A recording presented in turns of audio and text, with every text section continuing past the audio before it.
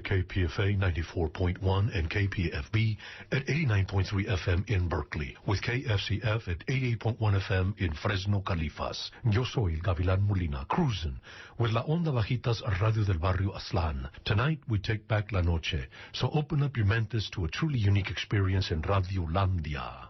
We're a new vision, a new citizen, a new world where many worlds are posible. Simón Quilles. So cruise with us as we take it from rock to revolution, tu ritmo hasta la resistencia con la voz del pueblo del sol. Aquí no más, FM, firme y más. We are La Onda Bajitas crew. We march, we protest, and we report. We are NPR Radio Comunitario. Órale! And we're coming at you live from the mothership here in Basurclas. Tonight, Friday the 24th, 2011, La Onda presents a special feature presentation of Aztlán Rising, featuring Poor People's Magazine.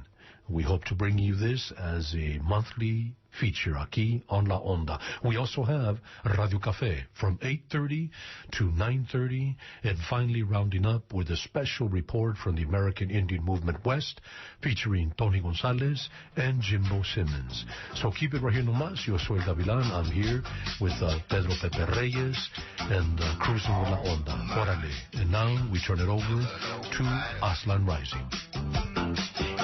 The low rider is a little higher.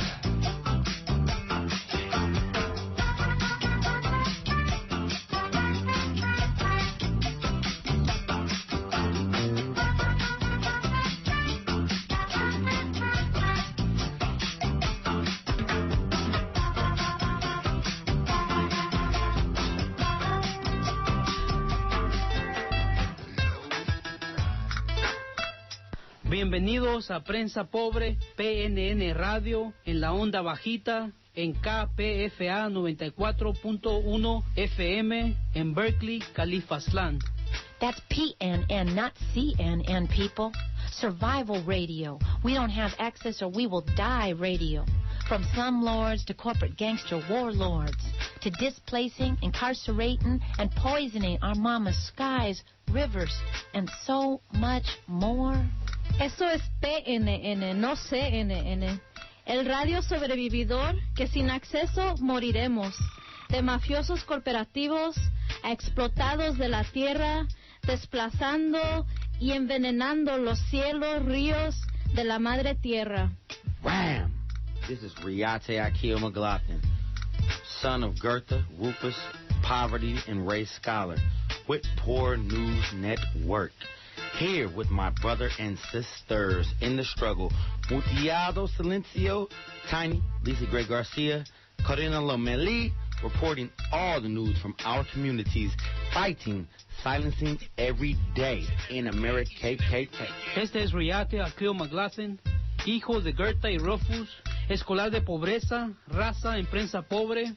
Aquí conmigo mis camaradas en la lucha, Tiny, Mutiado y Karina Lomelí, reportando en las noticias de la comunidad y la lucha en América. No se le puede entender. No debe ser reportero. ¿Se puede utilizar a alguien más para hacer este informe? Ella apenas sabe escribir y leer. Ella no es una reportera. How do you know how to speak as well as you do when you only have a 6th grade education?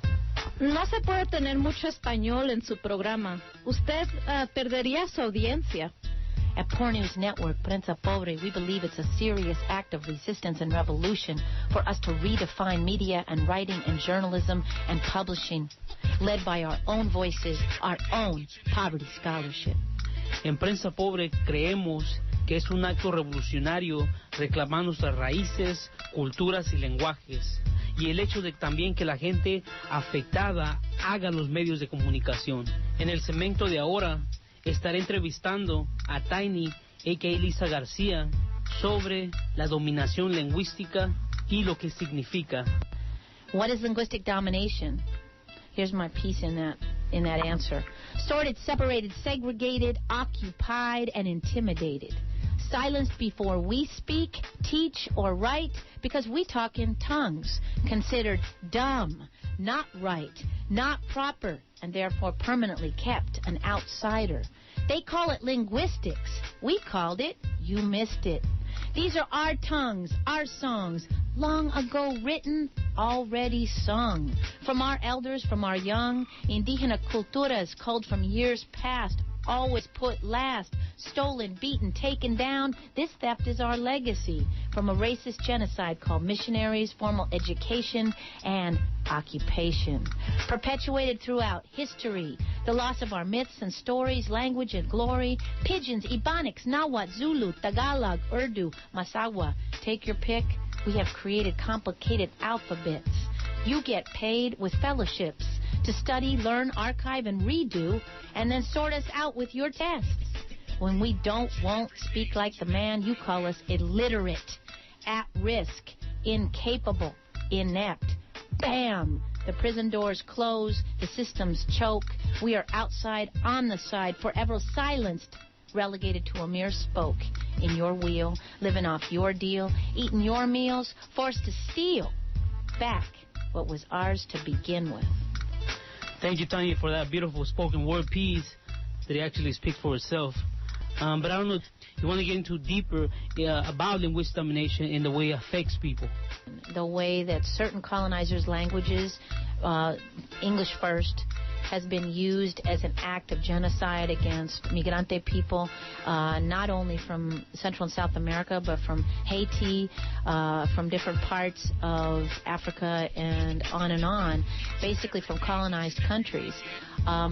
Whether or not we speak other indigenous languages, even whether they be French or Spanish, if we don't speak the man's English, or they, like they say it in England, the king's English, we cannot get through, and that affects our economy, right? So it affects specifically our relationship to poverty. As you know, we have a couple mamas here at Prensa Pobre, some of our hardcore poverty scholars and mama scholars who actually are at risk of being houseless because they cannot speak English well enough, because their clientes, their clients, tell them, I can't understand her. So then their jefe, their boss, fires them. So there's the English language domination piece. There's the way that it separates us from our elders intentionally, the way it separates us from each other. We can be, even in organizing circles, there's this bizarre hierarchy where, if you had the money to go to Mexico and, live there for 6 months and stay in somebody's house and be part of the family, whether you're white or not, like a lot of my raza Chicana girlfriends who got to do that in college, right? The other kind of deep piece to bring out, there's so many, right? But the other one is the whole notion of literacy. We talk about that a lot at Poor Magazine. I really want to pull that out. Whose literacy? Who determined that somebody is literate or not? Because you speak the man's language a different way, because you're creative enough to do a thing like pidgin or Ebonics, that you took this colonized language of oppression and flipped it back on your own way, like Creole and Ebonics and the beautiful sounds of pidgin in Hawaii and all of these places where colonized peoples took the man's language and made it their own. They're considered illiterate by who? As far as I'm concerned, they're artists. Their language is, as our brother Riate calls them, language Guineers, right?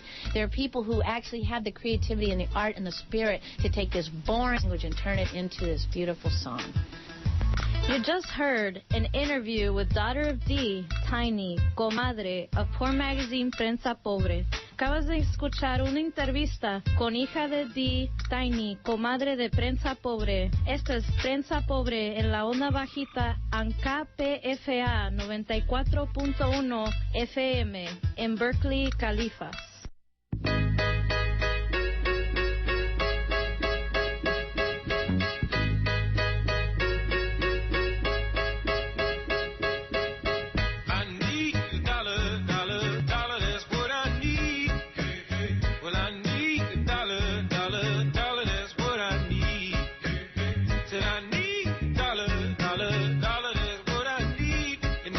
Share with you my story. Would you share your dollar with me?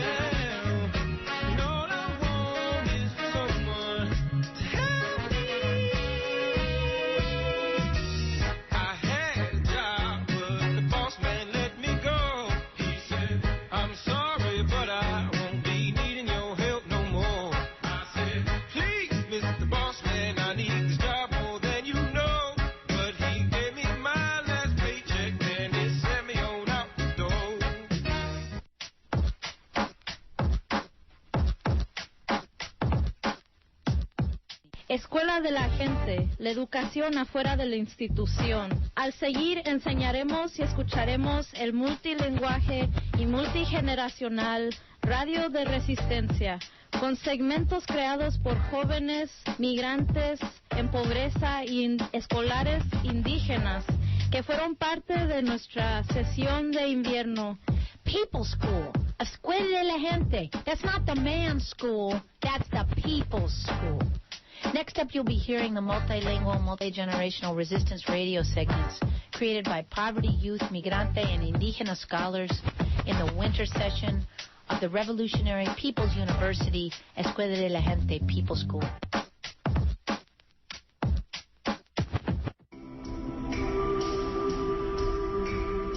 Hola, soy Teresa, reportera de prensa pobre, líder de la comunidad. Hello, I'm Teresa, reporter for Poor News Network and leader of the community. Yo quiero hablar de la discriminación de la policía. Día a día detienen 2,000 personas manejando en barrios pobres. Gente pobre, gente de color, gente inmigrante. I would like to speak today about the discrimination of police. Every day, they stop 2,000 poor people while driving on the poor street. Poor people, people of color, migrant people. Mi hijo iba manejando cuando la policía lo detuvo. Y mi hijo le pregunta, ¿por qué me paras? Y la policía le dice, porque te pasaste un alto. My son was one day driving when a cop stopped him. And my son asked him, why are you stopping me? And the cop said, I stopped you because you didn't stop at the stop sign. Mi hijo le dice, no, yo hice el alto. Tú me paraste solo por el hecho de ser latino. And then my son said, no, I made that stop. You stopped me solely because I'm Latin. Y sin más explicaciones, le quitó el carro y le cobró $500 de multa por sacar el carro y un ticket de $620. And without more explanation, he took away his car, fined him $500 to take out the car of the pound, and a ticket for $620. Mi hijo no tiene dinero para pagar ese dinero. Él está en el hospital Pacific Medical Center. My son doesn't have any money to pay this. He's currently at the Pacific Medical Center Hospital.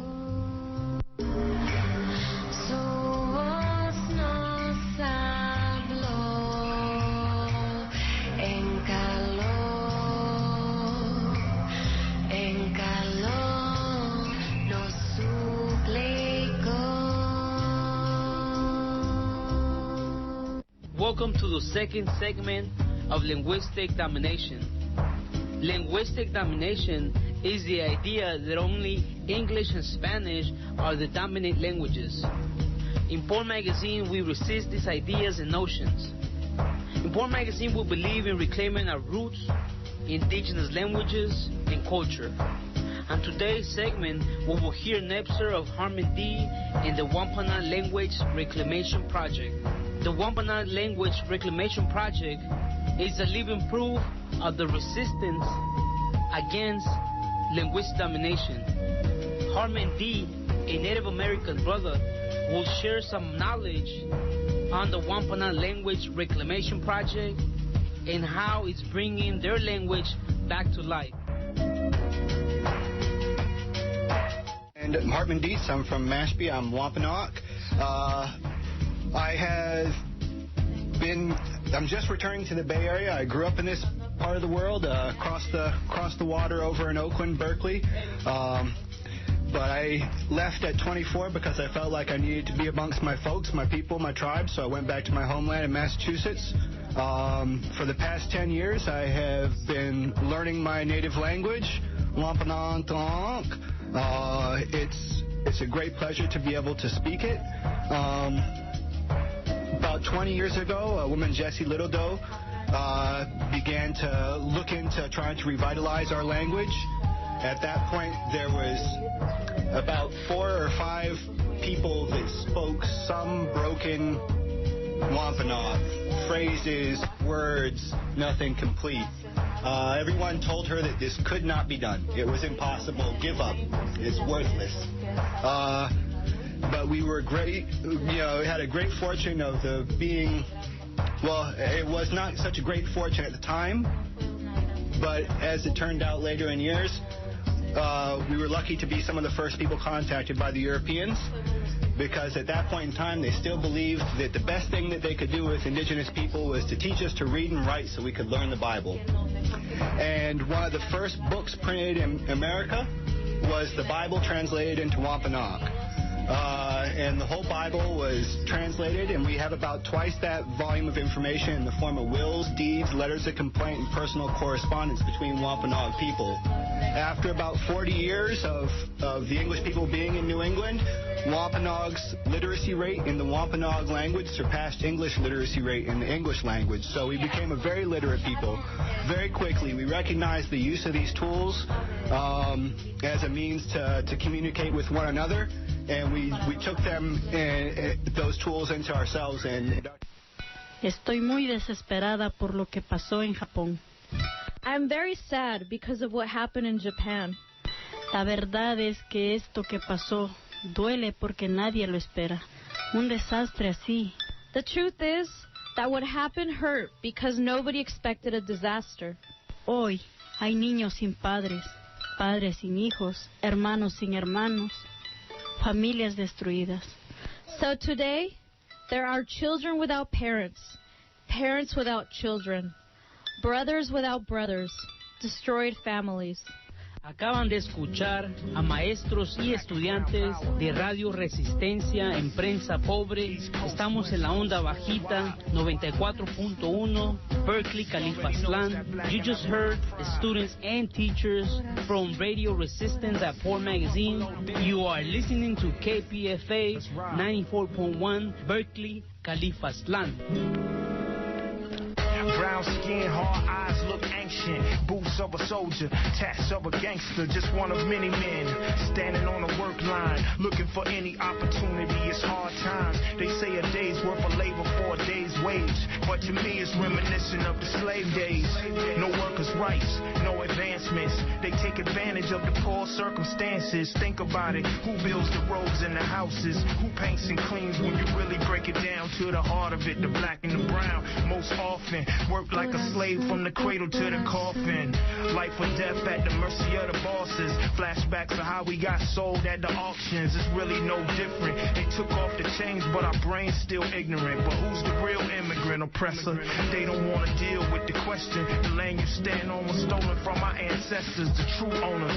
In Arizona, this land is our land, from the block to the border. Now as an outcast I was born, wasn't warned of the harm that would come and meet me in the form of our family formandido por el government. Now they call me immigrant, living in Ratfield, Oakland tenements. No quisimos venir, not to stole public land. Les gusta la cultura while they bite our work in hand. Every shade, brown skin, woman, child, and man, doing what most people want and taking care of the land. Our backbone strong like an ox with its yoke, but depression's in the air and the gold's no joke. Gold boat won't float, scapegoat the brown folks, so people don't choke on the horse long broke. La chota, la migra, la misma porquería tenemos. África, Asia, América, familia tenemos. La chota, la migra, la misma porquería tenemos.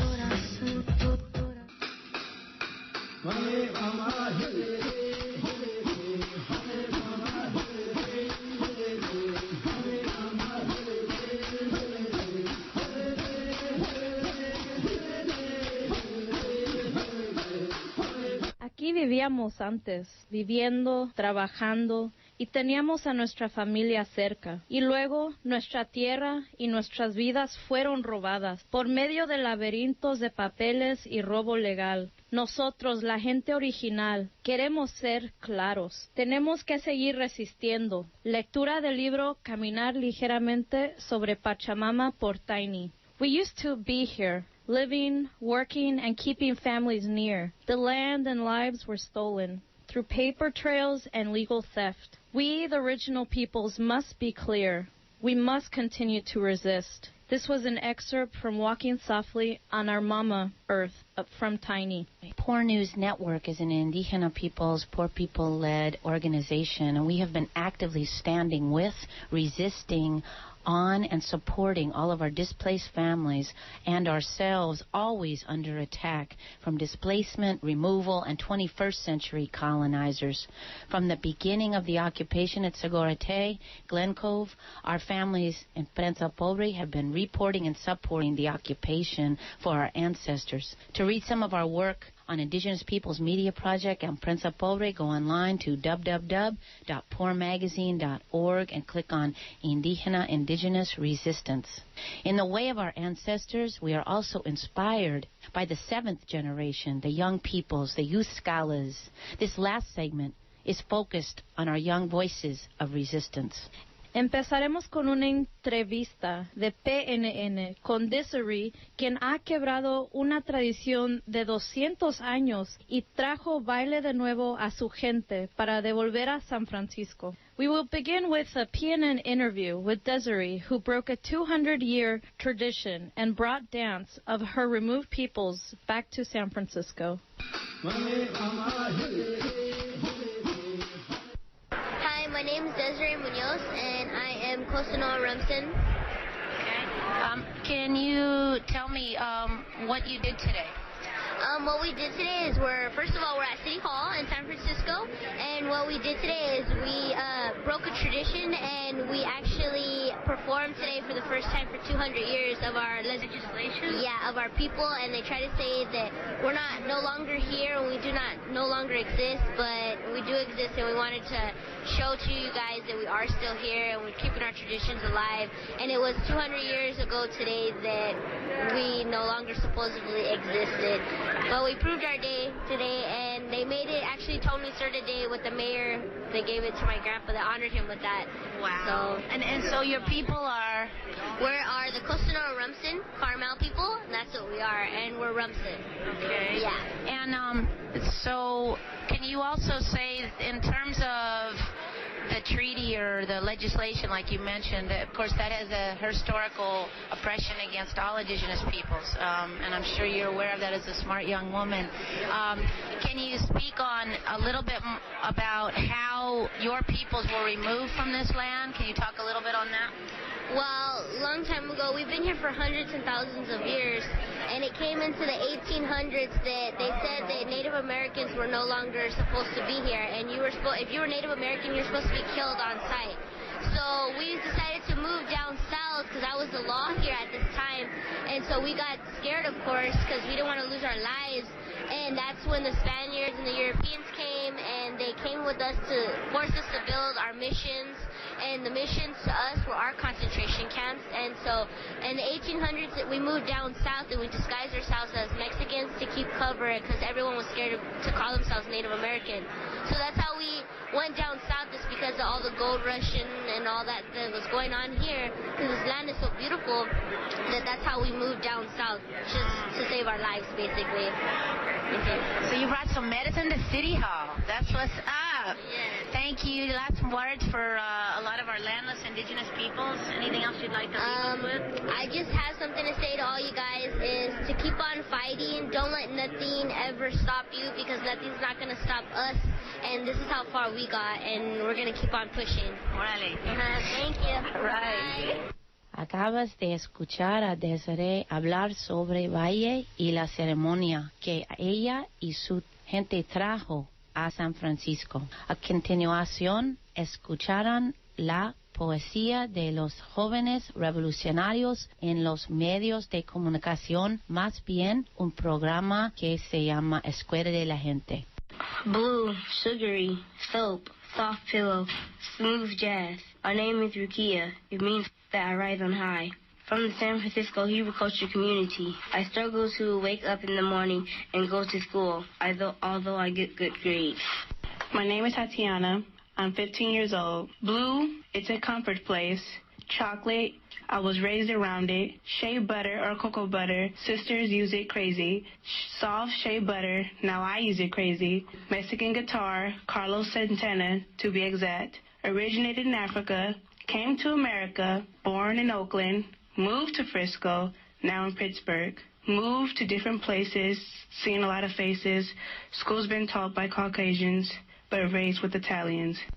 Acaban de escuchar la poesía diaria de los estudiantes de Escuela de la Gente en Prensa Pobre. Para aprender más sobre Escuela de la Gente, vea nuestro sitio de web en www.poormagazine.org y oprime en educación. El próximo semestre de Medios, Arte y Organización empezará en septiembre. Estás escuchando PNN, Prensa Pobre, en la Onda Bajita, en 94.1 FM, en Berkeley, Califas. Gracias a la Onda Bajita, familia, por sostener medios revolucionarios y darnos acceso a un pedazo de medios de comunicación urgentes para las voces en pobreza. You just heard poetry journalism of rhyme students at Poor Magazine's People School. To learn more about People School, go online to www.poormagazine.org and click on Education. The next session of Revolutionary Media, Art and Organizing Education begins in September. You are listening to PNN, Poor News Network, on La Onda Bajita at 94.1 FM in Berkeley, Califas. Thank you, La Onda Bajita family, for holding down the revolutionary media and giving us a slice of urgent access for voices in poverty.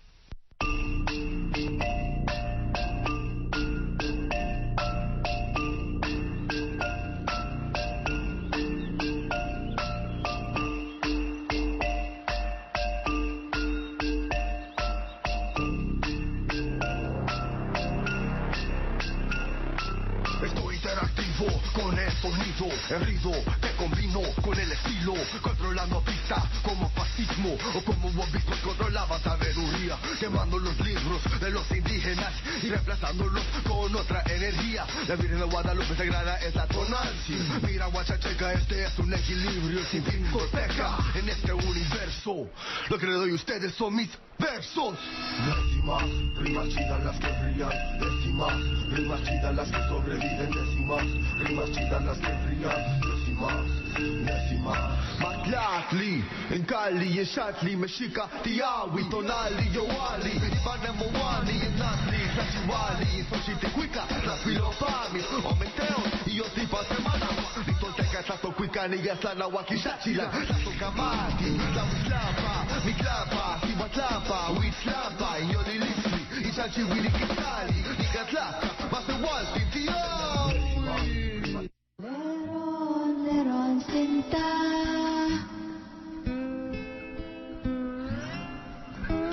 siya'y dalagang may bakyat,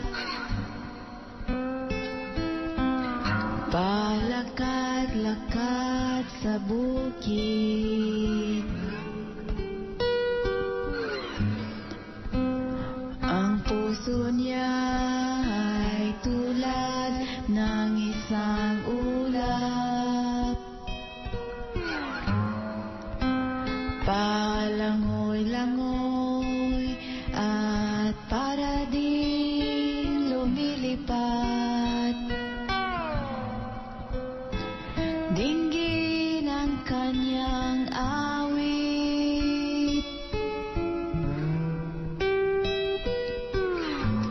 awit ng mga ninuno.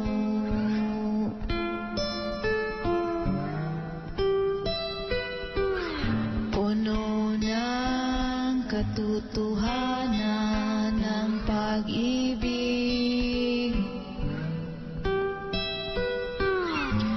pag-ibig ang ilaw ng buhay.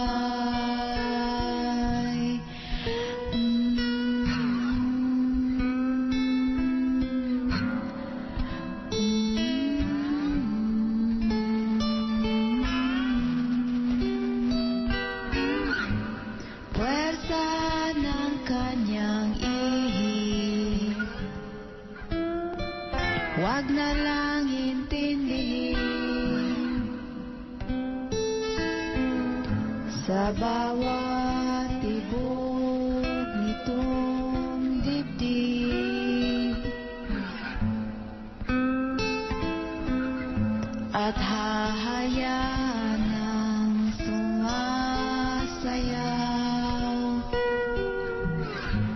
sumasayaw hanggang sa dulo naghihintay.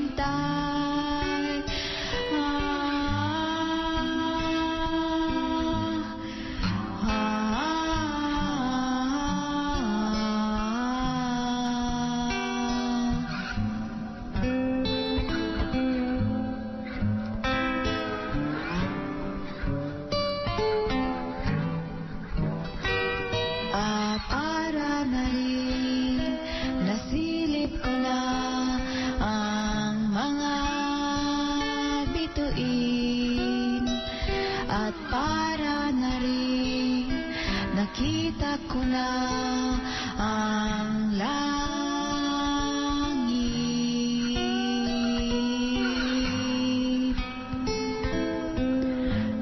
Kasing ganda, kasing kulay ng iyong mga mata, kasing ganda, kasing sigla ng iyong mga tingin,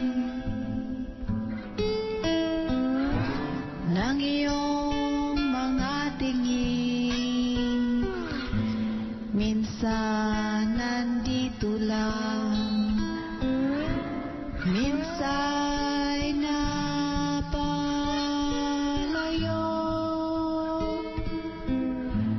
Kung kahit saan-saan napupunta, napapadpad ang iyong pagmamahal.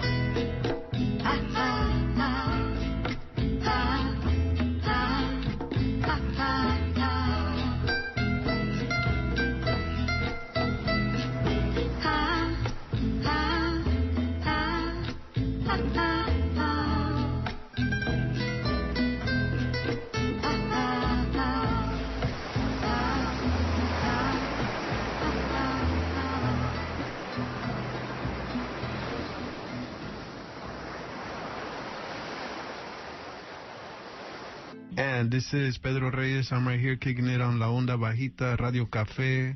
And as you've been listening to a couple of the songs right here, that was Elia Melaya. And she's an artist right here from the Bay Area. Got a lot of talent, activism, and, roots right there as we hear her talking and singing and different languages there. So once again, we're going to be talking to Elia Melaya right now. She's going to be telling us a little bit about what she does and what she's been doing and some other projects she's been involved in as well, because we know that some of the musicians we bring on here are actually community activists as well. Elia Melaya, how are you? Greetings, Pedro. Greetings to all the listeners. So glad to be on. Nice. And so tell us a little bit about yourself.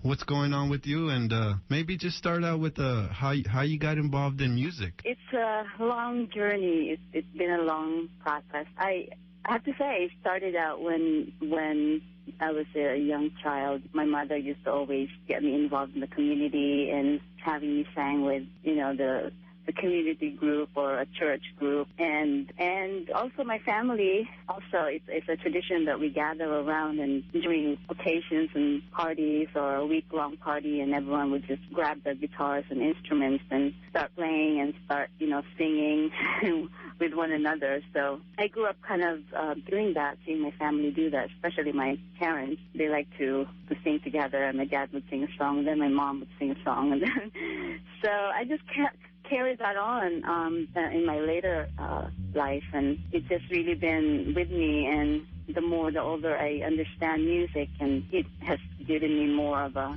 guidance and deeper meaning in my life. And I feel like I have to have the music, and without the music, I wouldn't be breathing. That's right, because music is life. And as we know, music always keeps life going in any generation and makes that difference. And so tell us a little bit about what you've been doing, some of the projects you've been involved in. It's been, throughout my life, there's been a little bit of here and there. I do freelance work, and I'm an independent artist. And in the past, I have gotten involved in the belly dancing world. It started there with Black Sheep Belly Dance in Northern Cal. And that was fun. Just been involved with the music scene, too. I've done some studio recordings with some friends. And just all around. I'm also a sprouter. I like to sprout things, and I like to eat sprouts. I'm an independent artist, and I just continue to do the process of creating and singing and writing. And, I'm in the process of getting a second recording going. It's long overdue after the first one. Definitely. And we've been listening to some of your music, and you're using traditional language from the Filipinas, right?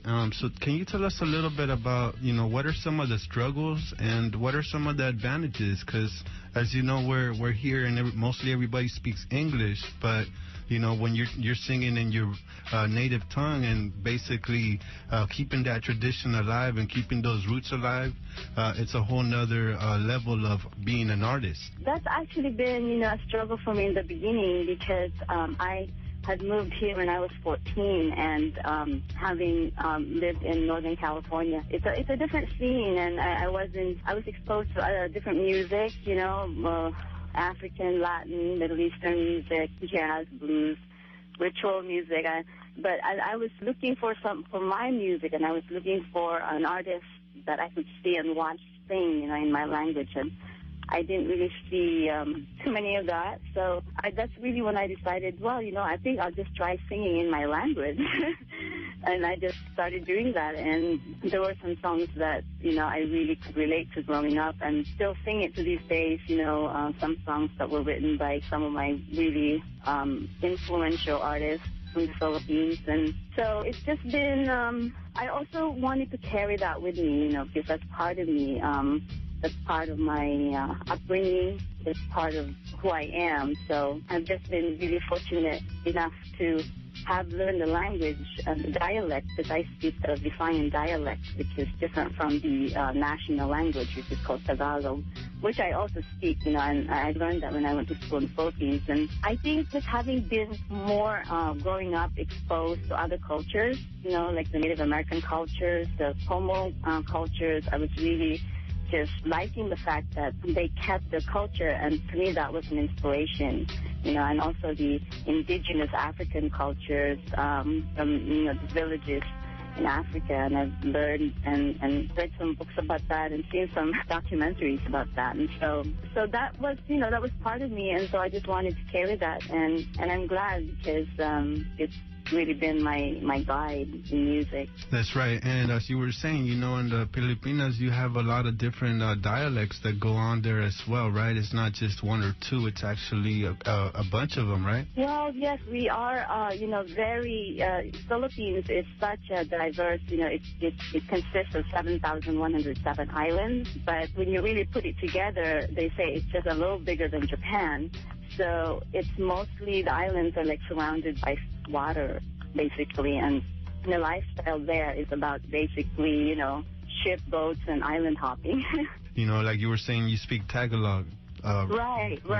That's the beauty of it, that with so many islands, there's so many dialects that speak, the different people in different areas of the Philippines speak, and sometimes one tribe doesn't even understand each other at all. So there's a lot of that, definitely. And then through music, you're able to make those connections, even if they don't understand what you're saying. The music kind of breaks those barriers, I guess. I believe so. Because when you feel music and you hear music, it's a vibration that happens, and a vibration that sometimes we're touching a mind or in our heart, and we feel it in our body, or it makes us slow down or makes us go, really fast. So it's a vibration, definitely. That's what music is, and it's a universal language. And you've been also trying to also sing in a different language, right? Like I think it was Hawaiian that you were singing at the API special. Yeah, that was such I challenged myself to do that.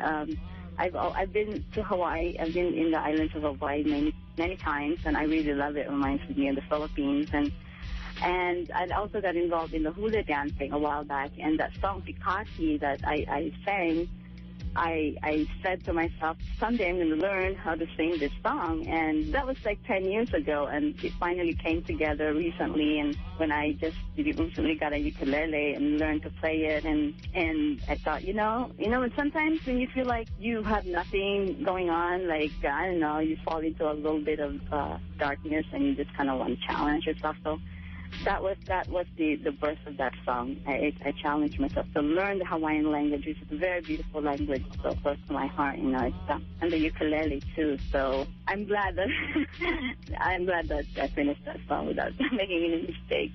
That was fun. And you don't just play the guitar.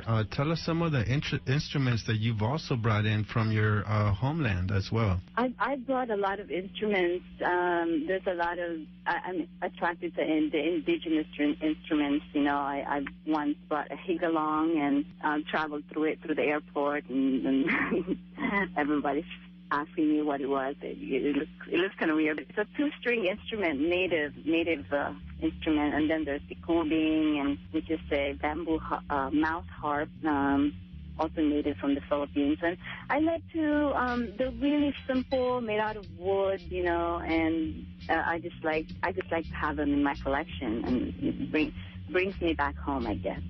Nice. And so where can folks find more of your music and get a hold of you, or go to your shows? Well, yes, sure. Actually, my website is down right now, but you can check me out at MySpace under ILAYA, or I'm also on Facebook under ILAYA MALAYA, and some of my work is there, my music. Nice. And so what do you want to say to the young female artists that are, growing up, trying to be musicians, and, maybe feeling a little stressed out because they haven't gotten somewhere, but, they have that talent? What would you say to them? I would say, do what you love, and keep on creating the music, keep the creativity flowing, and be yourself.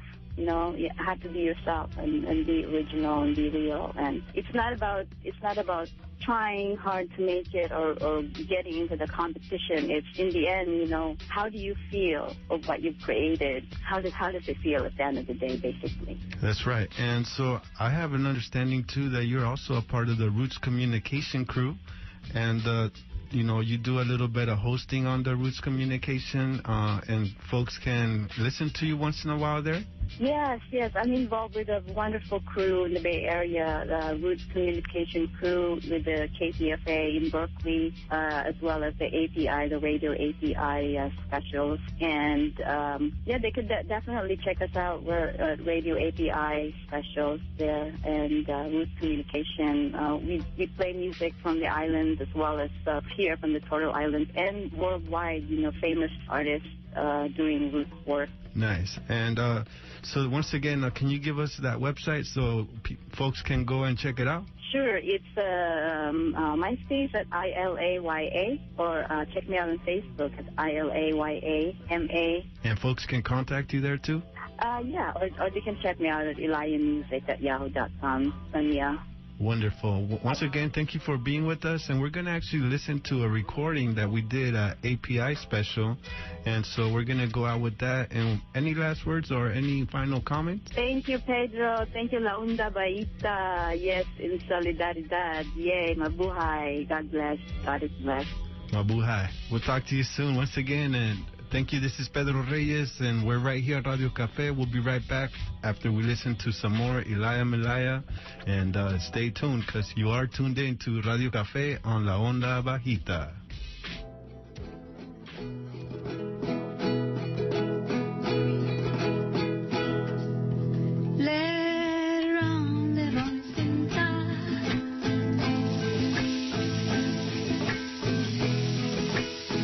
Siya'y dalagang may bakya, palakad-lakad sa bukid.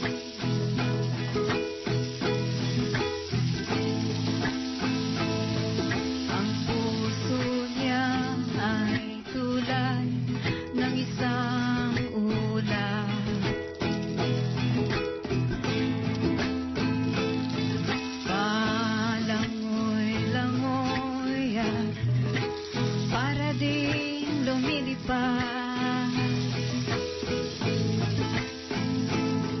Dinggin ang kanyang awit. Sounds great. Awit ng mga ninuno.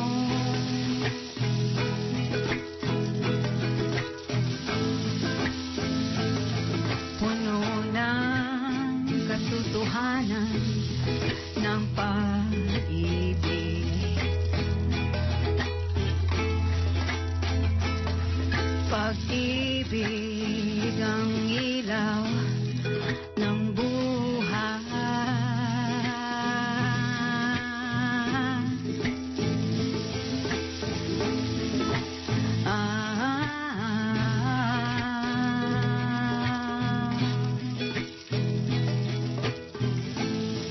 Puwersa ng kanyang ihip,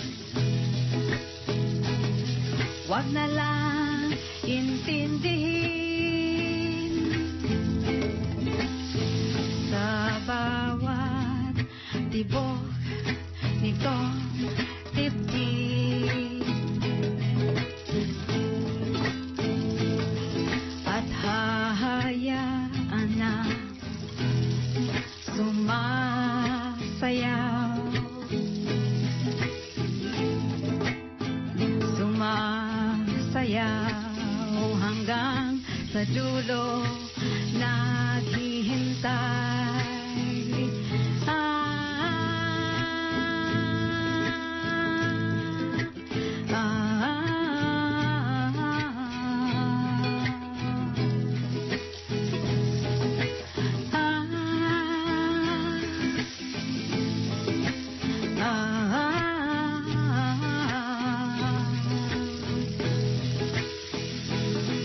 At nakita ko na mga bituin at para na rin nasilip ko na langit.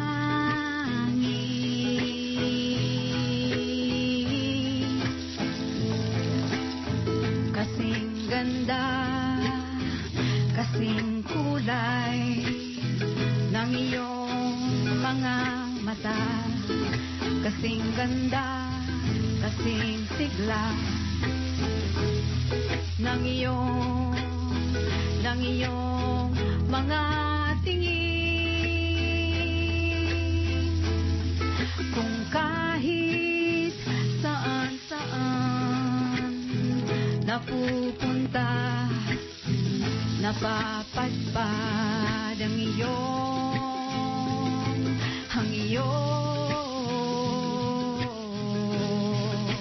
pagmamahal.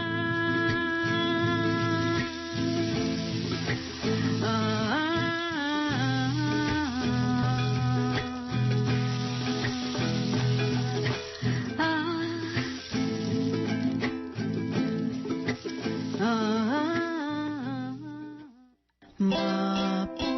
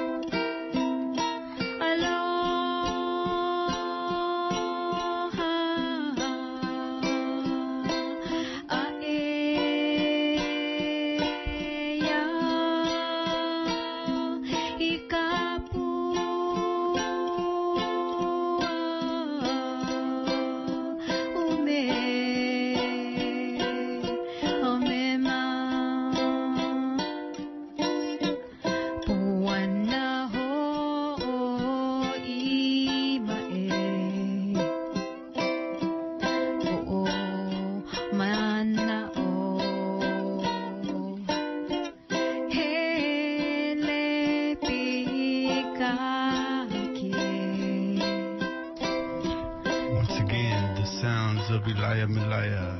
Thank you, Elia Milaya, for being with us once again right here on Radio Cafe. We'll be right back after this quick public service announcement.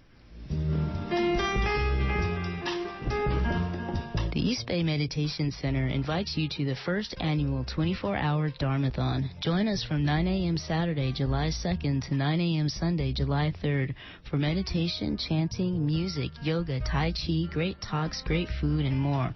All led by EBMC and community teachers to include Larry Yang, Spring Washam, Musham, Condon Mason, Zenju Earthen Manuel, Lawrence Ellis, plus more. The event benefits the East Bay Meditation Center, a diverse community sharing wisdom teachings and social engagement. Programs include evening and day-long classes on meditation and related topics. Experience the most exciting Dharma happening of the year. At the Humanist Hall in Oakland, advanced registration required. Go to eastbaymeditation.org or call 510-735-8734. This event is wheelchair accessible.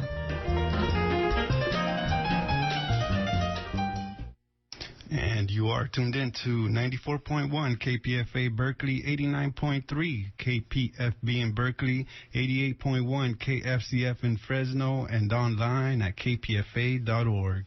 You are tuned in to La Onda Bajita right here with Pedro Reyes and the crew. Stick around as we bring you more artists, and we go like this.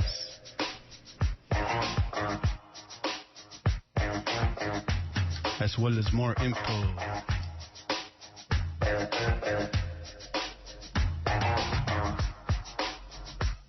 Caminamos, manejamos la calle, así somos el animal humano. Caminamos, manejamos la calle, así somos el animal humano. Minas semillando el bosque, completamente la isla fantasía sin salvavidas, mangos, naranjas. Volamos al otro lado, mi primo el chango, yo soy el Tarzán nuevo, cara de cucú y pintando mi nombre. Tierra robada, regresada a la gente, gatóle balazo para el dulce. Es una revolución de la información, vendiendo nieve y chocolate a su presidente. Caminando con fantasmas, comiendo electricidad. Costa Rica a Tijuana. Aquí estoy, aquí me voy, no soy un mago, pero hago milagros, algo hecho de la pura verdad. Tiburones en tu ciudad, practicando brujería con mi lengua esquiva. Cuando bailo, me dicen que bailo como cantifas. Caminamos, manejamos la calle, así somos el animal humano. Caminamos, manejamos la calle, así somos el animal humano. Entro la junta, ok, sí, comodante. Una pregunta no es suficiente, que nos dan avaricia nunca, apagando la luz que está en mi cuerpo. Mi vida una charca donde ustedes pueden nadar, el animal humano porque pienso con corazón. Mi tocayo actualidad, porque todos necesitan comida, agua. Si no hay agua, voy a tomar su sangre. Ustedes les gustan matar los inocentes, el silencio muerto como militantes. Caminamos, manejamos la calle, así somos el animal humano. Caminamos, manejamos la calle, así somos el animal humano. No tengo miedo, estamos listos. No me conocen, pero están escuchando. Somos alemanes en aulas y cuevas. Un cuervo con cuernos, un tango bello, con un sonido nuevo. Movimiento, mátame si quieren. Vándalos nunca mueren. Doctor Sangre, Kimo y Murphy salvando almas esquivas.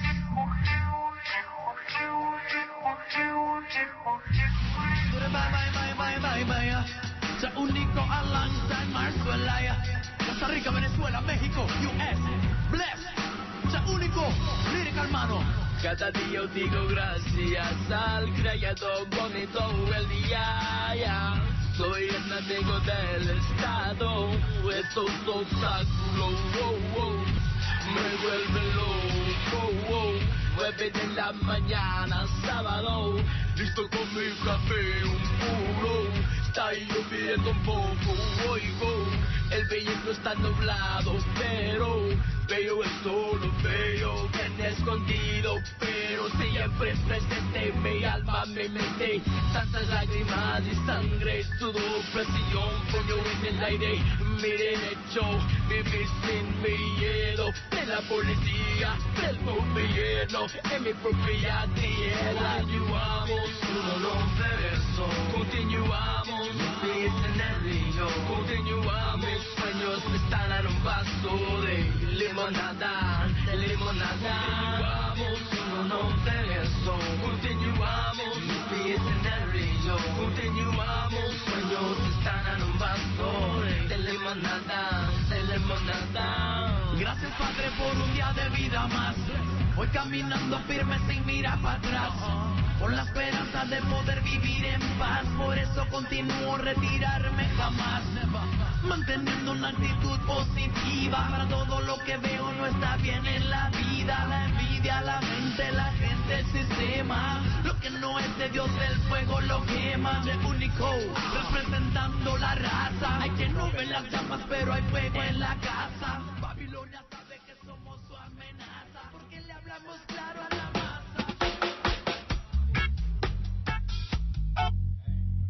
And that was Je Único right there. You were listening to a little bit of Tejano hip-hop, or LA style hip-hop in Texas, you know? Y on the line we got Je Único with us, actually. And so you know, he's doing some hip-hop out there and other stuff, moving around, movimiento. And Je Único, how you doing? Hey, buenas noches, hermano. I'm doing very good. And yourself? I'm doing good, man. Pues aquí nomás, just wondering what you've been up to and what's going down, man. You know, just been listening to a little bit of your music, and, you know, it sounds like you've been creating. Oh, yeah, definitely. Always doing a lot. I was really excited to hear that song because that's a brand new song. And it's got my brother Marswell from Costa Rica, and then it's got my brother I Question from Mexico, Distrito Federal. And that's a banger right there. So that's coming from my international compilation, La Guerra de la Mente. It has MCs and vocalists from like 8 or 9 different countries. So when I heard that right now, I was like, oh, orale, that's tight, brother. That's a real special song. Weird, man. It sounds great, too. And so tell us what are some of your projects, because I know you were on tour for a little bit. So tell us a little bit about your tour, what went on with that, man. Well, just came back from a few Cali shows. We did San Francisco over there at Dermafilia. Shout out to Wilson de Reporte Ilegal. That's my brother, mi hermano. And so he hooked up a lot of things. Been building with that brother. And then, of course, with you as well, Payaso. So we did Palm Springs and the Bay Area, and then went down to L.A. as well. And so that's what's going on with shows within the last week, and then I'll be going back to LA for some shows, and hopefully back to the Bay Area for some shows. And then aside from that, I'll be going to Europe in August. I have a album release party and a Norway tour in Denmark, so that's coming up in late August and September. Got a bunch of projects coming out. I got the West South Airways project. It's a collab album with my brother Justice Allah, and that's done, mixed down, ready to go. We're just about to press it up when he comes back into town, so that's going to drop. And then we have my international compilation with a bunch of brothers from a lot of different countries coming out. And then I've got a mixtape that's called Bittersweet to promote the album. And then I have my album coming out, Bittersweet. And also, I do have kind of a top secret release with my brother in Denmark. It's a free EP, and it's going to be called Shipwreck Music, and that's dropping all before my next solo album, which is called Bittersweet, and got a bunch of videos and stuff. my next album, Bittersweet, is definitely the best body of work that I've ever created. It's extremely personal. Every song is storytelling, of course, in English and Spanish, and I'm trying to make sure that everything is set up for that album, Bittersweet. So that's what's going on, you know. Always doing a lot of music and traveling and journalism and just trying to be involved in the community as much as I can, you know, being a single father as well, so. Word, man. And so that's definitely sounds like you're crossing some borders and, avoiding the boundaries that are surrounding us invisibly and trying to make the best of it and trying to collaborate with different folks from different countries. So big ups, man. And so where can folks get your music and get a hold of some more of your shows or wherever you're going to be performing at? Well, they can find me on Facebook, Twitter, YouTube, MySpace, if anyone really still goes on. I barely go on that thing. But that's where they can find me, and they can always track down what's going on with the shows and whatnot. And that's JEHUNIKO on Twitter. It's JEUNICO1. I've been messing around with that stuff a little bit, too.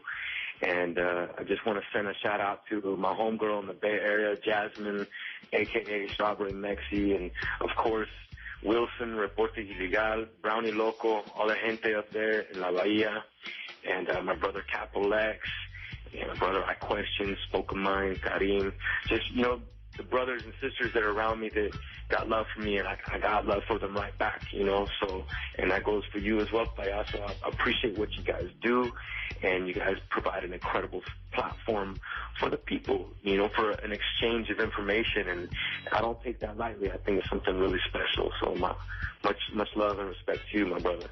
Orale, gracias. And so we're going to go out with this song called Boy, and so tell us a little bit about this song before we listen to it.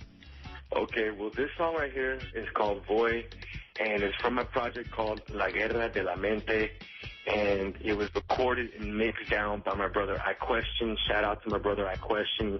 He's a beautiful example of a Chicano setting goals for himself.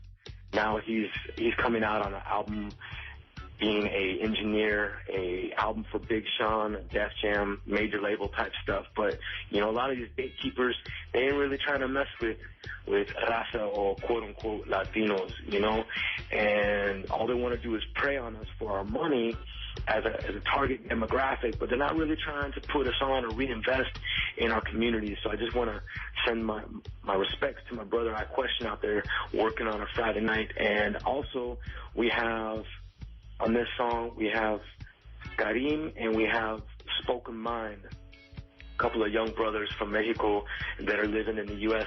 sometimes as well. They're part of this project as well as myself. And, you know, on this project, I'm doing a lot more melodic stuff, and it's all in Spanish, and it's just dope. I'm getting great feedback, and you're premiering this music for the first time. So that's really tight. That's really tight. Right on, man. Well, once again, thank you for being with us. And can you give the folks, once again, that contact info and where they can find you? Yeah, you can find me, JEHUNIKO. You can find me on Facebook. You can find me on Twitter, JEUNICO1, MySpace, YouTube. I've got videos from all over the world, international tour videos. You can hit up my management, outstanding.media@gmail.com. You can find me all over Illuminati2G.com. That's my home base for journalism. You can find me on EmptyBellyMag.com. That's a great place. You can find me on Guerrilla Republic. I'm a member of that International Warrior Collective, and probably some other places too. Where, man, you busy for sure, man. Well, right on. Well, thank you very much for being with us and taking a moment out of your busy time and, you know, giving us the update, man, and letting us premiere this music here that we're about to listen to. So once again, thank you, Joanico, for all the good work, and keep it up, man. Órale, gracias, carnal. And we go out like this.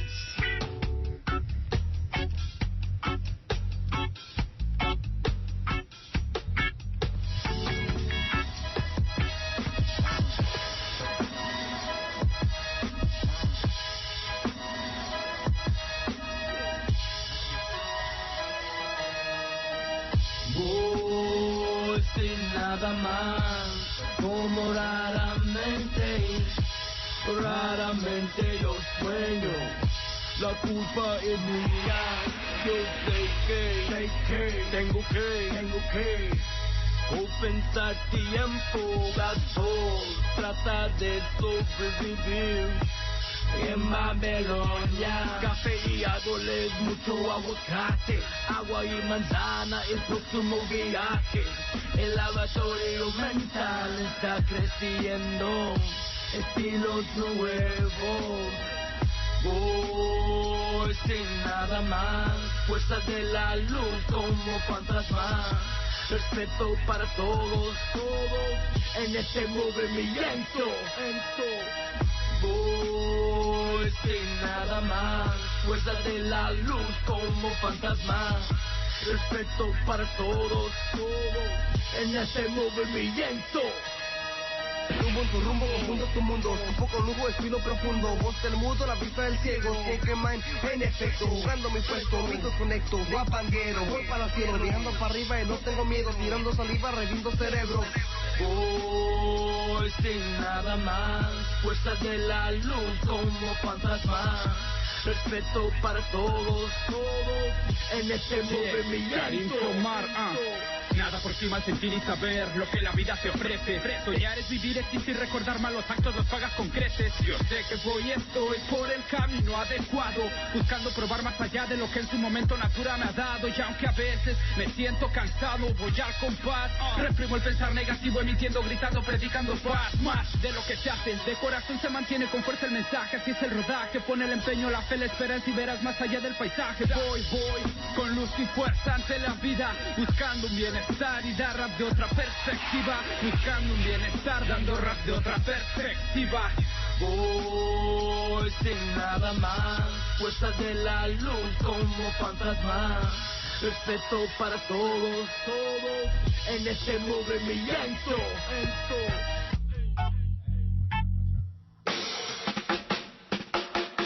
And you are tuned in to La Onda Bajita right here on 94.1 KPFA 94.1 FM. Estamos aquí en Radio Café. Y as you know, we also have information, not just music and talent, but we also bring in the information as well when we have to and we need to and we got to. So here we are, and we're going to be getting an update real quick from Glen Cove up there from Karina, who's going to be telling us what's been going down and, what's going to happen, right? So that way we can have an understanding and be informed and make an informed decision to support as well. That's right. Karina, how's it going? Hey, Pedro, thank you for having me on tonight. That's right. And so tell us a little bit about what's been happening out there at Glen Cove. I know you guys have been out there for a couple of weeks, right? Oh, we've been out here for 72 days now. This is the end of our 72nd day. We've been holding down the land in support of many nations coming here. We started a sacred fire on April 14th because the bulldozers were going to come in and desecrate a sacred site of our ancestors. And we've been blessed to have people from all over the country come and pray at the fire with us and to keep it going all of these days. And so we have a group of strong warriors that have been standing tall and standing up for their ancestors. And so it's been really good. Yesterday we had the 500-mile spiritual runners run into the camp at the end of their spiritual run from Pitt River. There was about 70 runners and plus their supporters that came in and offered tobacco and at the fire. And it's been a wonderful experience being here on the land with our ancestors all of this time. We've been fighting the Greater Vallejo Recreation District for the last 12 years to make sure that they didn't grade a hill down 8 feet and they didn't put bathrooms and parking lots on top of the graveyards of our ancestors. And so that's what we've been doing. We were also successful a couple of weeks ago in asking the Bay Trails to divest their funding from this project because they would disturb the ancestors in doing that, and they listened and decided to freeze $200,000, a fifth of the funding that would go to this project. So we're standing tall, and we're still we're hoping that folks will continue to support us and come out here. We invite people to come out here, and if people are interested in finding out more about what's been going on, we have a great website at www.protectglencove.org. We're also asking people to send letters to the city of Vallejo right now. There are 2 tribes that are trying to work on an easement that would allow them to have a say in what goes on these ancestral lands. And so we're asking people to support by sending a letter of support to the city of Vallejo saying, please sign the easement as soon as possible. And our spiritual encampment will not leave until that easement is signed. That's right. And so once again, can you tell the folks a little bit about, the history of why this is so important? I mean, in that sense of, I know you were just talking about, the overall issue of what it is today, but then how did this become like the burial ground, so to speak, and, in that sense of finding out that this was a sacred site? This particular site is over 3,500 years old, and we didn't choose the sacred site. Our ancestors chose it for us. And all around the Bay Area, there's way over 425 shell mounds, and shell mounds are always the burial places of our ancestors, the Ohlone people. And we buried our ancestors there in mounds that were our monuments, our places that people knew that they can come and have ceremony.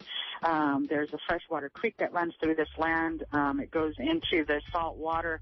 It's a pathway in for the salmon that come up to spawn up the rivers. And so it's a place that needs to be protected. But all of the places that we've been working to save for the last 12 years have been shell mounds in the Bay Area that have been capped over by buildings and streets and railroad tracks. Of the 425, there's barely a handful left that's in open land and space, and this is one of the last places. It's 15 acres of land right on the Carquinez.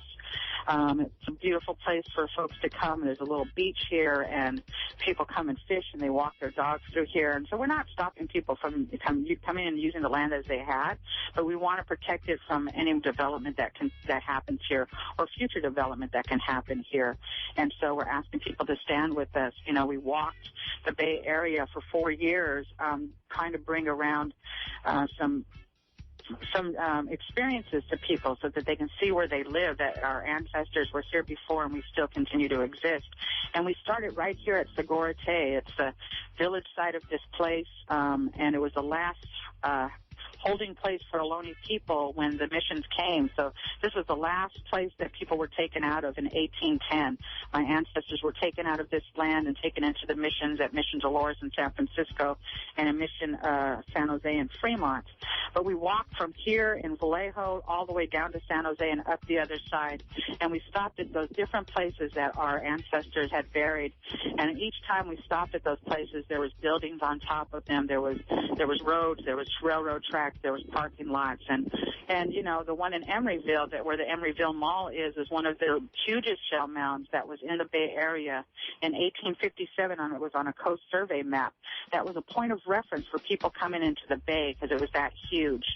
There are no monuments to the Ohlone people in the Bay Area. There's no place for us to come and pray in the way that we were taught that we were supposed to pass that information on to our children and our grandchildren. And so this is one of the last places we can do that.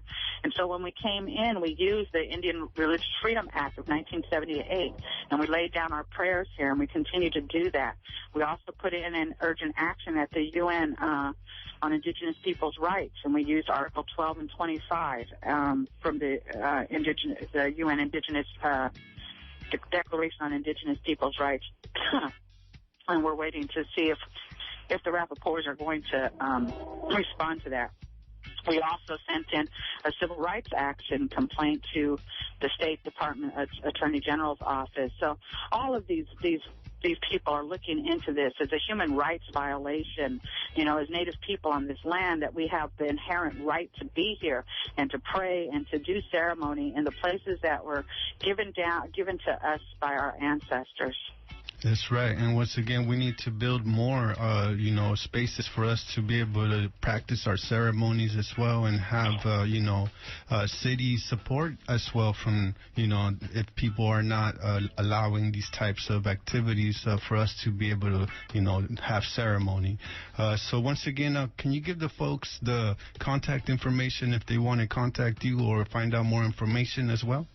Sure, they can get a hold of us on the website at www.protectglencove.org, and all of our information is on there. Updates, just about daily updates and pictures and history of this land and ways that they can support is on the website. So I invite people to go to the website to learn some stuff, and if they have time, to come by and visit us and see what it is to be on this land.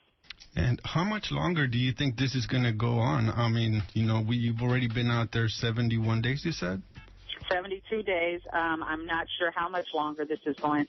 As long as the city wants to be stubborn about signing the easement with the tribes, is as long as we plan to be here. We are saying that we are standing strong in our beliefs to protect this site, and we know that if they sign the easement, that the tribes will come in and have a conversation with that will, have a conversation to do the right thing with this land, and that's what we're hoping to do. That's what our prayer is. Right on. Well, once again, thank you for all your good work out there, and be safe, and we'll talk to you soon, try to get another update, and once again, thank you for all your good work. Thank you, Pedro. And that was Carrie. We were talking up there at Glen Cove, getting an update on what's going on with that sacred space right there. Once again, as we know, it's not about how many days it's going to last. It's about protecting the sacred space so that it'll last for generations and generations. Right here on La Onda Bajita, we'll be right back. We got Antonio Gonzalez and some folks, some friends that are here to inform us a little bit about what's happening with the Native American movement here in the Bay Area. So we'll be right back.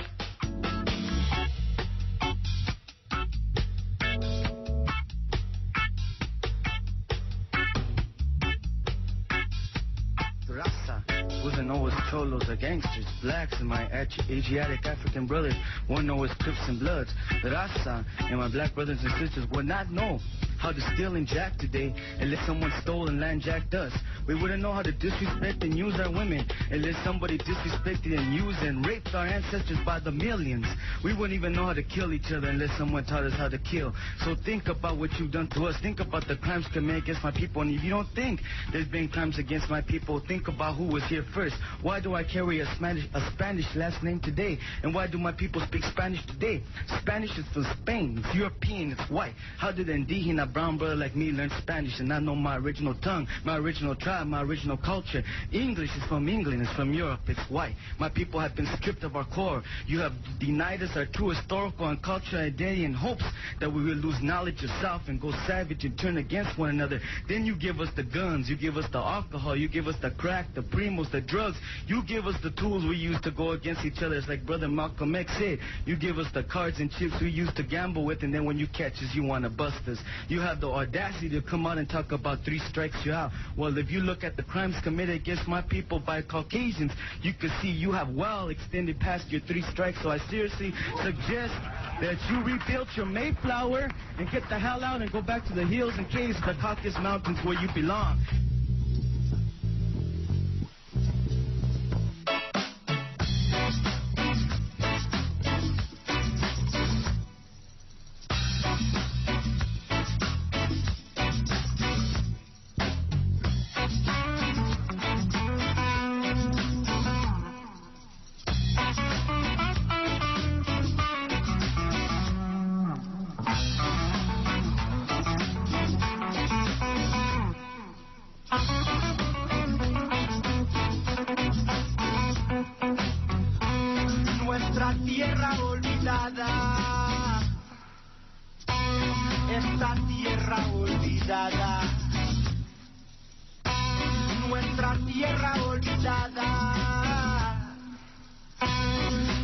tierra olvidada. Nuestra tierra olvidada, querida y amada, respetada todavía, querida madre mía, nuestra tierra olvidada. Tierra olvidada, tierra olvidada, tierra olvidada. Conoce tus raíces, vive tu cultura, esa es la belleza, conoce la hermosura, nuestra tierra olvidada. Tierra olvidada, tierra olvidada, tierra olvidada. Raíces y cultura.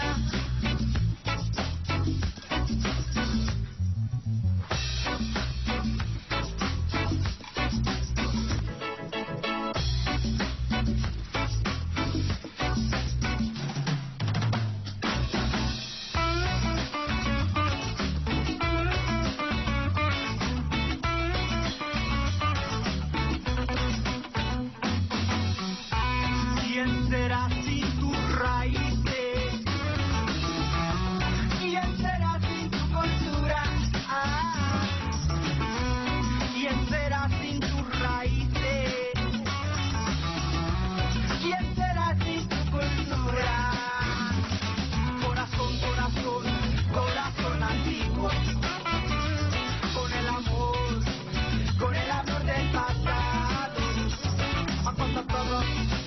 Cuando todo era tan lindo, que ahora en esta vida se ha perdido.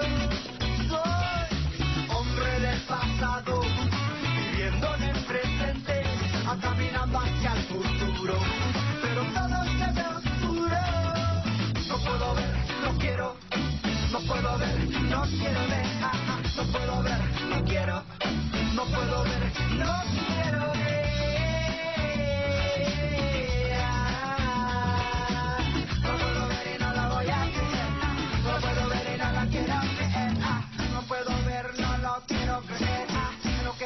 Convertido, igual como el enemigo, un ratero y un bandido. Conoce tus raíces y vive tu cultura, y vive tu cultura. Si no sabes de dónde veniste, no sabes a dónde estás, nunca sabrás a dónde vas a llegar, y así te vas a quedar perdido. Nuestra tierra olvidada, querida Nahuatl.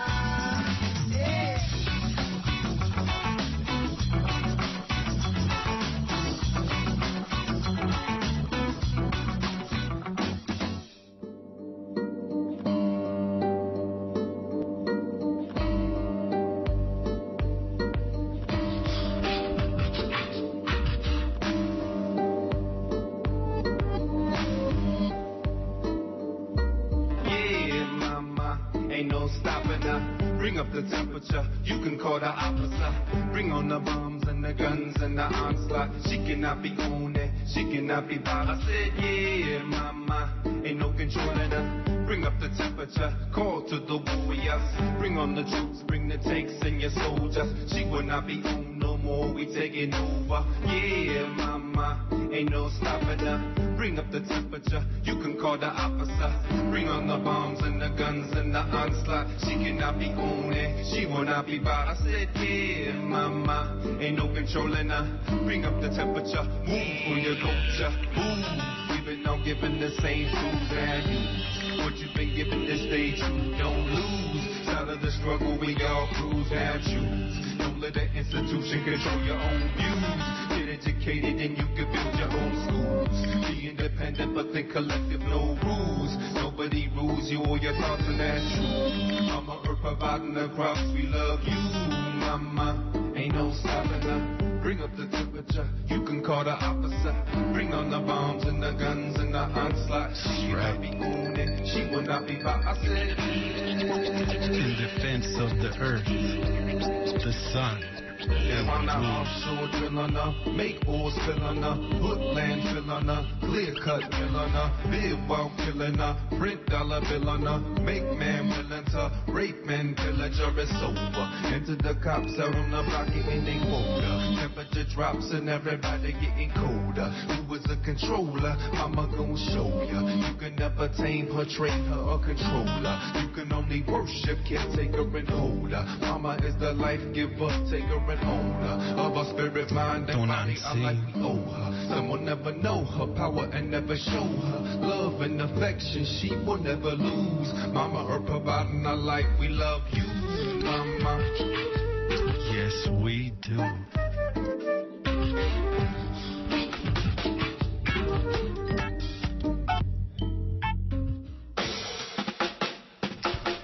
Once again, in defense of the earth, right here, as we take back the roots and start from the grassroots to the leaves that fall. Yes, that's right. Once again, right here, my name is Pedro Reyes. I'm kicking it with Antonio Gonzalez, who's on the other side of the mic right here. Tony, how you been, man? Oh, all right. That's right, and we're going to be talking a little bit about, what's going to be happening this weekend, but as well as in the near future, because we got other actions that are going on. As we know, the Native Americans are still here. The Native American movement is still here. And so once again, we have to acknowledge that, there is that basic human right that everybody deserves. So, Tony, tell us a little bit about what's going to be happening this weekend. Órale, gracias, Pedro, and I extend greetings to all my relatives that have been listening to your program, La Música Just Firme, and right on in the news, and how you're reporting, getting more community closer to the pulse, and in this case, the great report of Corina Gould there on the Vallejo issue and holding it down, day 71, and on the move throughout 72 days, and in fact, Wounded Knee was 71 days, and on this day, Pedro, June 24th, 25, 26, back in 1975, there was a shootout that involved Leonard Peltier, and I wanted to make a reminder out there to the people of our brother Leonard Peltier, now in prison 35 years, and we should remember that day. And this day itself was I believe it was also the Little Bighorn in 1876 when General or Colonel George Armstrong, died for your sins. A lot of people's sins out there, going into the Black Hills. So there's a lot of history throughout the country, and certainly here locally with like Vallejo. And Pedro, I have here with me Jimbo, and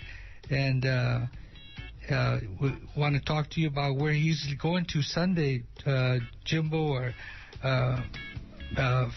our friend in the Bay Area with American Indian Movement, he'll be on the flotilla to Gaza, and so we'll have him talk to you a little bit about that and talk about the solidarity that we're extending, and importantly, Pedro, how we want to connect that with October 12th.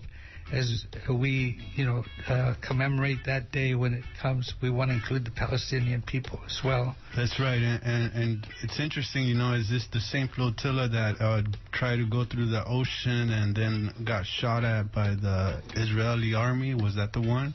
And you guys are going to try again? Yes, this is unfortunately what did occur last year, and 9 people were killed.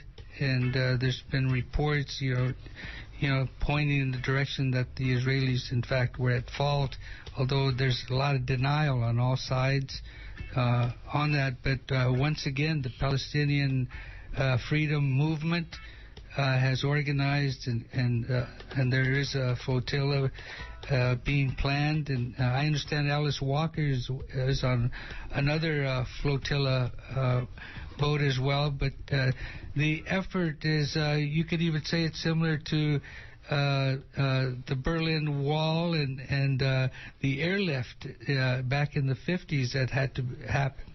That's because of the isolation. But we'll have Jimbo talk to you a little bit about that. And then just real quickly, we are having a protest this Sunday in San Francisco at the AT&T Stadium, where the Cleveland Indians will be playing the San Francisco Giants, Pedro. And we're calling on our friends in solidarity with the American Indian community that we're fed up with Indian people being used as mascots, as in sports, and such as people can see the logo of the Cleveland Indians, and that does nothing for respect and the honor of the Indian people and the culture and the contribution to this entire land and history.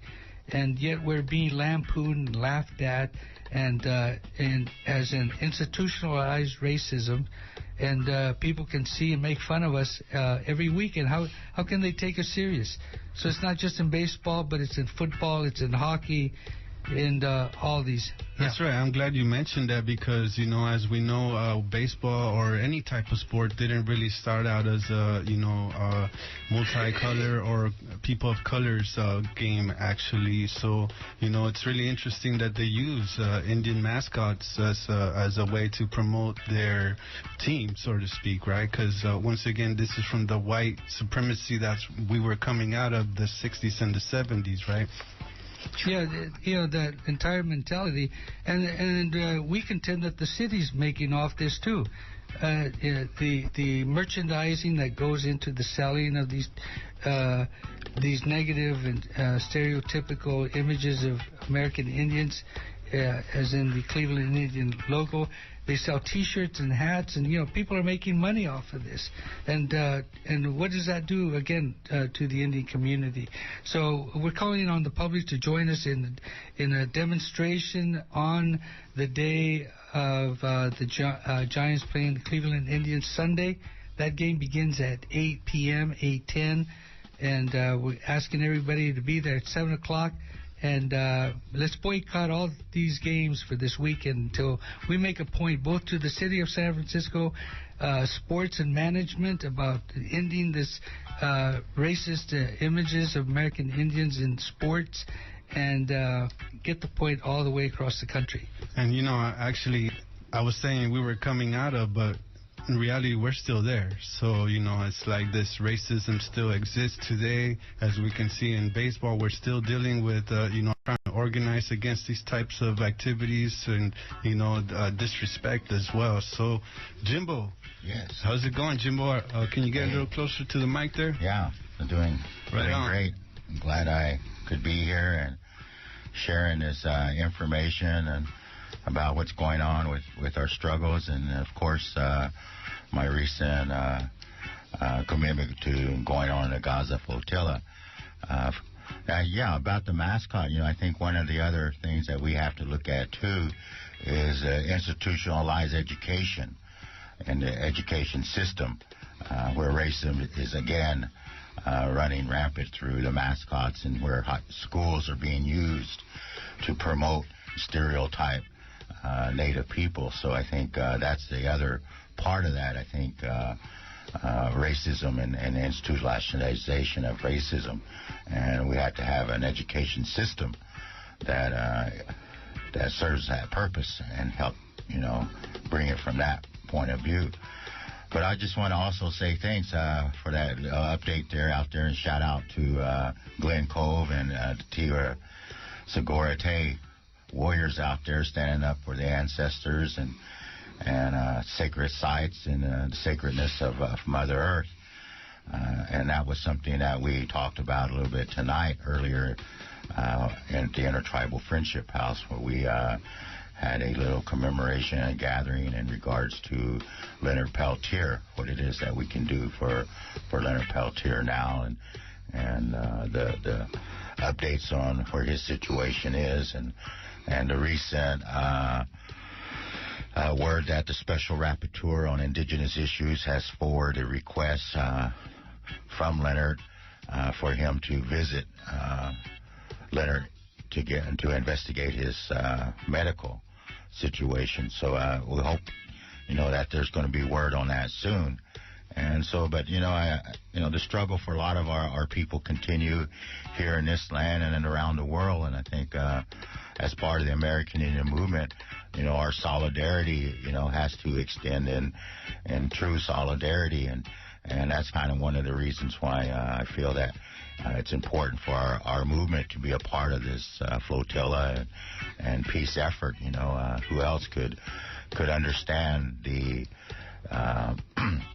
terror and the atrocities that are coming from, the U.S. and the U.S. policies and its puppet governments around the world. So I think it's important for the American Indian movement to be there. And so we look forward to being a part of that. But the struggle also continues for all that, like I was talking about, the sacredness. And it's an honor for us to even have this evening. And over at Intertribal Friendship House, we had one of our most respected women warriors, Sarah James, who came to visit and talk about her struggle. And I think that struggle kind of pretty much brings it all the way up to where we're at today. And talk about the sacredness of Mother Earth. She comes from a place called Sacred Place Where Life Begins. And they've been struggling against the oil development and the Arctic National Wildlife Refuge up there, where they want to use their land for oil development and exploration. So we have her in here tonight, and hopefully asking her to share some words, and then she'll be traveling here in the next couple of days out of this area, continuing to talk about her struggle there at the Gwich'in and what they're doing. But anyway, Pedro, right on, man. I'm glad that we could make it in here, and the work for a lot of our struggles continue on in many areas. And again, I just want to shout out again to those Terra Segura warriors out there, Wounded Knee and Corrine and all them for standing up. That's right. Once again, first they want to take our sacred sites, then they want to push us into reservations or, claim our land as theirs, right? Just like what's going on in Palestine.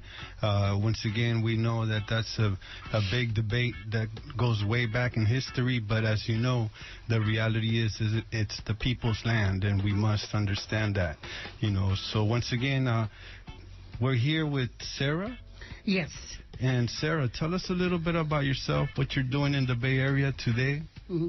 Yes, honored to be here, and I'm here on behalf of the Gwich'in Nation, my people, and I say, Shalak Nai Tiki Ti Tranchan and Chinehi Tikadasan and what's I hit and take a cook air and Jetkihi and Quincy and He Goli.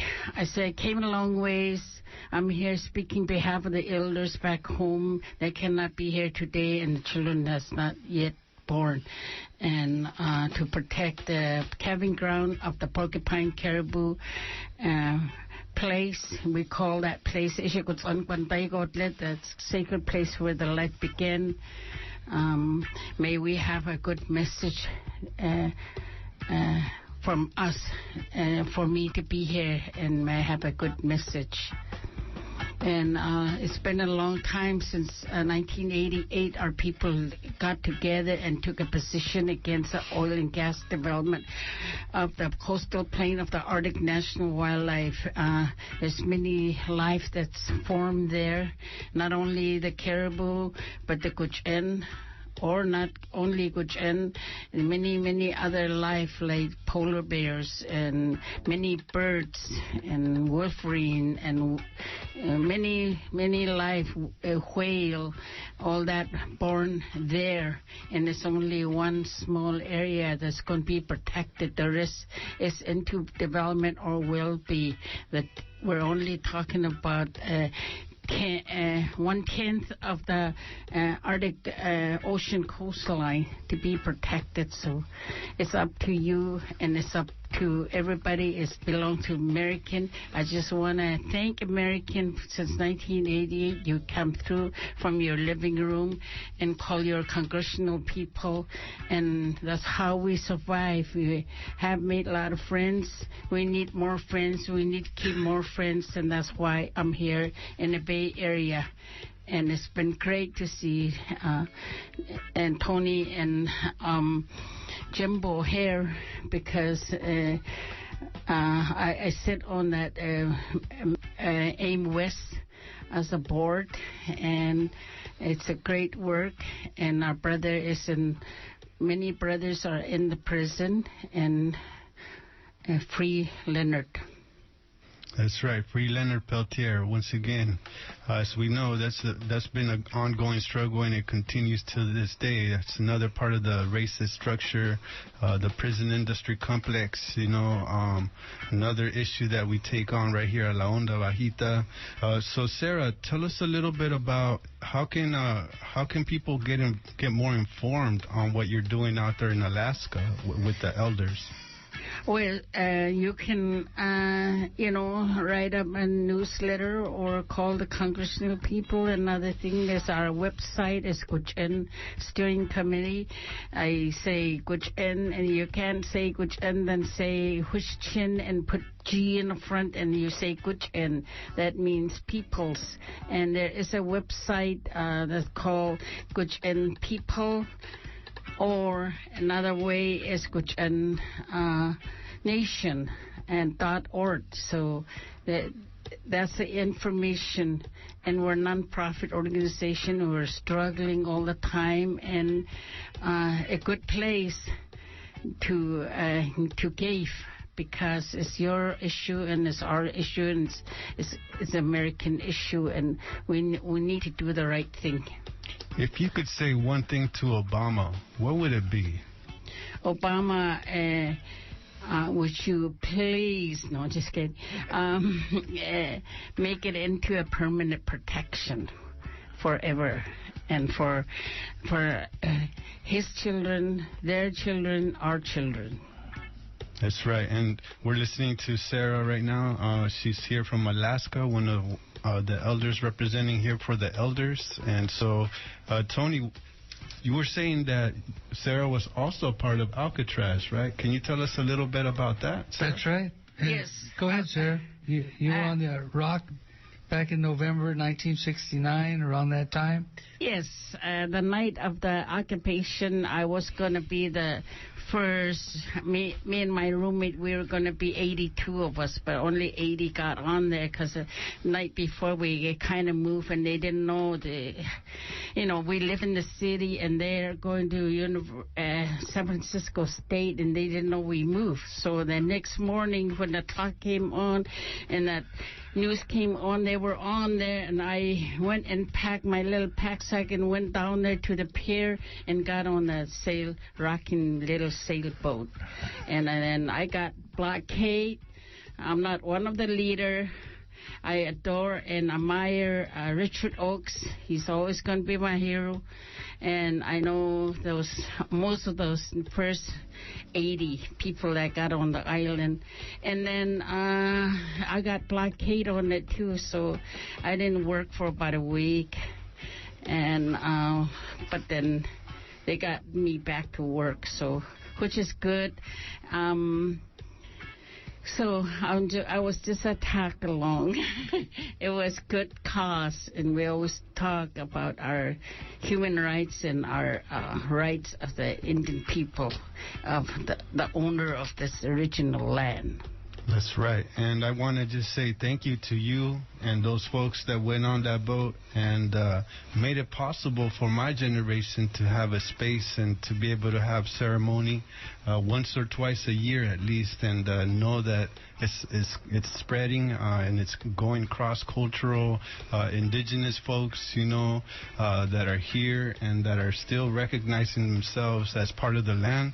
And so once again, I want to say thank you for that, because I do go out every year and do ceremony out there in Alcatraz, so it's all because of you and the folks. Yes, it was fun. At the same time, we risked our life to do that, and I couldn't stay longer because my father died in January 19, and I had to leave Bay Area, and I couldn't come back because I'm from very isolated small place in Arctic Village. It's about 110 miles northeast of Arctic Circle. No electricity, no roads yet, and no running water, only running good, healthy river water.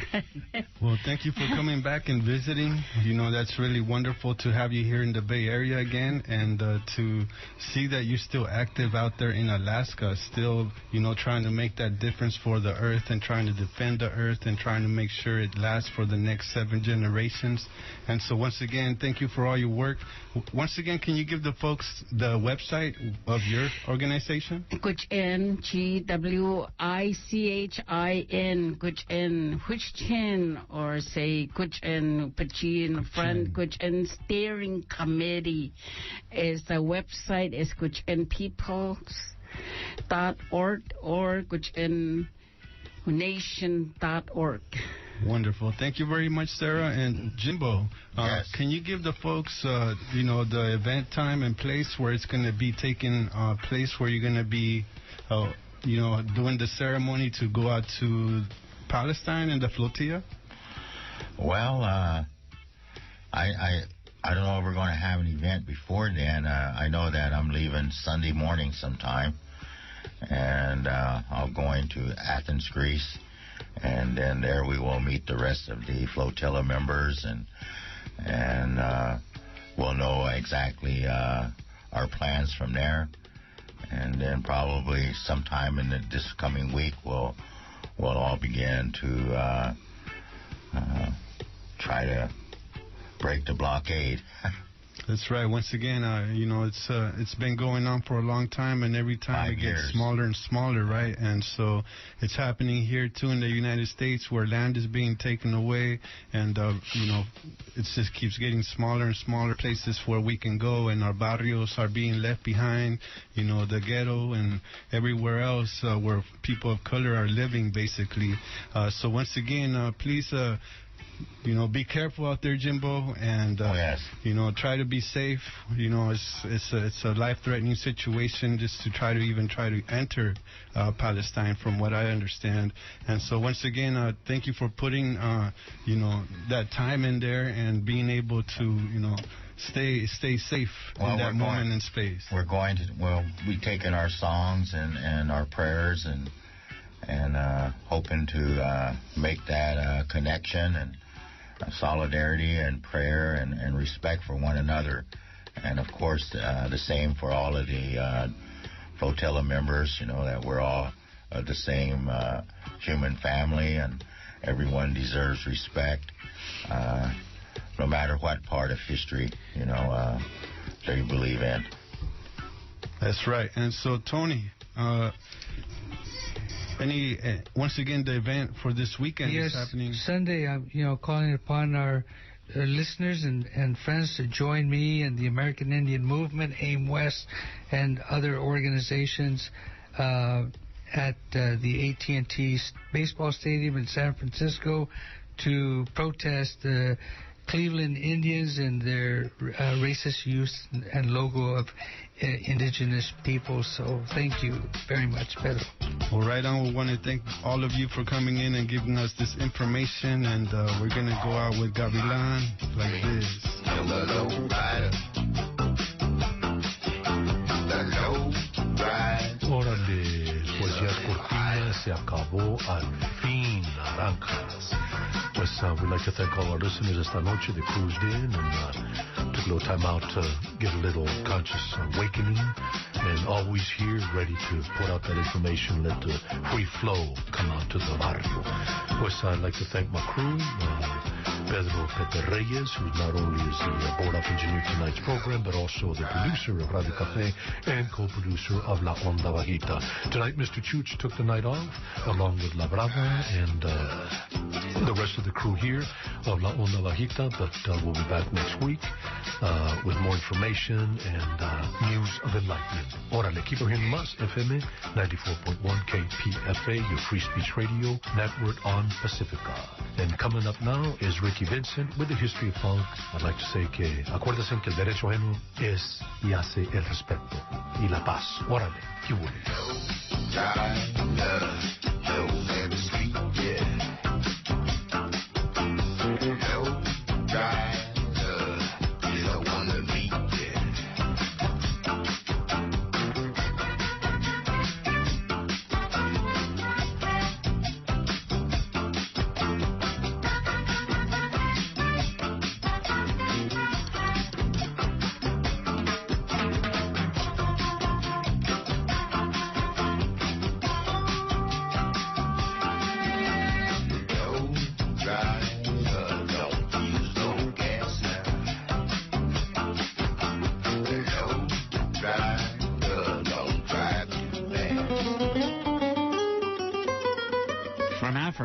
To Asia, to Latin America, to your bedroom, the true menace of climate war has begun. Temperatures rise, glaciers melt, droughts intensify, and extreme weather increasingly expresses itself in social breakdown, humanitarian crisis, expanding violence, and such governmental failures as militarism. Christian Parenti, prize-winning author, columnist at The Nation and The New York Times, provides a fully reliable, if startling, overview of what's already here and exactly what's looming in his new book, Tropic of Chaos, at a KPFA benefit on Thursday.